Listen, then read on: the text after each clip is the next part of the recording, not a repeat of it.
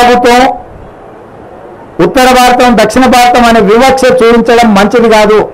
దక్షిణ భారతదేశంలోనే కాదు ప్రపంచంలోనే సమ్మక్క సారలమ్మ జాతరకు ఒక ప్రత్యేకమైన గుర్తింపు ఉంది. వారి వీరోచిత గాథ చరిత్ర పుటలలో ఉన్నది. కాబట్టి కేంద్ర ప్రభుత్వం నిర్లక్ష్యం చేయకుండా ప్రధానమంత్రి గారు రావాలి, సందర్శించుకోవాలి అని చెప్పి ఈ సందర్భంగా నేను వారికి విజ్ఞప్తి చేస్తున్నా. అదేవిధంగా మా వరకు ఫిబ్రవరి 6 తారీఖున మేము మొదలుపెట్టిన యాత్ర విజయవంతమై ఈరోజు అధికారికంగా ప్రభుత్వంలోకి వచ్చి అధికారిక లాంఛనాలతో ఈరోజు ఈ జాతరను మేము నిర్వహించినాం. భవిష్యత్తులో ఇంకా సమయం ఉంటుంది కాబట్టి ప్రాంతంలో భక్తులకు అన్ని రకాల వసతులు సౌకర్యాలు ఎవరికి ఎలాంటి ఇబ్బందులు జరగకుండా అత్యంత పేదలు నిరుపేదలకు ఈరోజు గుళ్ళల్లో వెళ్తే శ్రీమంతులు ఆగర్భ శ్రీమంతులు వజ్రాలు వైదూర్యాలు బంగారము ఇచ్చే సాంప్రదాయం ఉంది, లేకపోతే వాళ్ళ శక్తి మేరకు ఇచ్చే.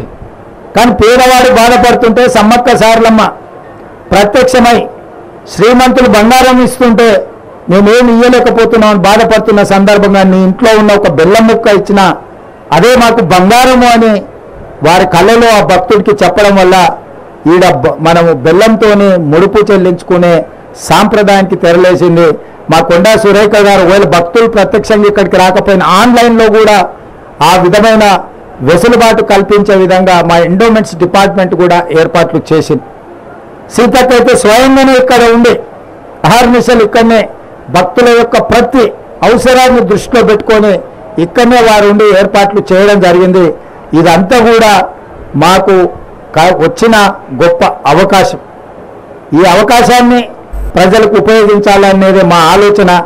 అదేవిధంగా ఎన్నికల్లో ఇచ్చిన 6 గ్యారెంటీలలో మరో 2 గ్యారెంటీలను 27 తారీఖు నాడు సాయంత్రము ప్రారంభించబోతున్నాము. ప్రధానంగా 500 రూపాయలకే సిలిండర్ ఇచ్చే మహిళలకు చేయూతనిచ్చే విధంగా ఈరోజు సిలిండర్ 500 రూపాయలకి ఇచ్చే కార్యక్రమం.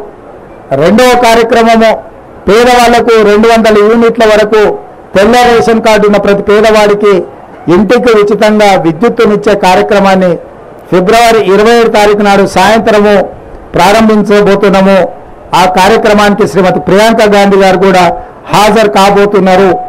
రాష్ట్రంలో ఉన్న చిక్కుముడులను అన్ని విప్పుకుంటూ ఒక్కొక్కటి పరిష్కరించుకుంటూ ప్రజలకు ఇచ్చిన హామీలను అమలు చేసుకుంటూ దాదాపుగా ఈరోజు ఉచిత బస్సు రవాణా సౌకర్యం కావచ్చు, లేకపోతే రాజీవ్ ఆరోగ్యశ్రీ ద్వారా 10 లక్షల రూపాయలు పేదలకు వైద్యానికి అందించడం కావచ్చు, ఇప్పుడు ప్రారంభించబోయే 500 రూపాయలకే సిలిండర్ కావచ్చు, అదేవిధంగా 200 యూనిట్ల వరకు ఇంటికి ఉచిత కరెంటు కావచ్చు.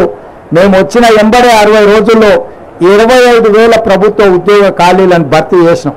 స్టాఫ్ నర్సులుగా 6,956 మంది, 441 సింగరేణి ఉద్యోగులు, దాదాపుగా 15,000 పోస్టులు పోలీసులు కావచ్చు, ఎక్సైజ్ కావచ్చు, అదేవిధంగా ఫైర్ డిపార్ట్మెంట్ కావచ్చు.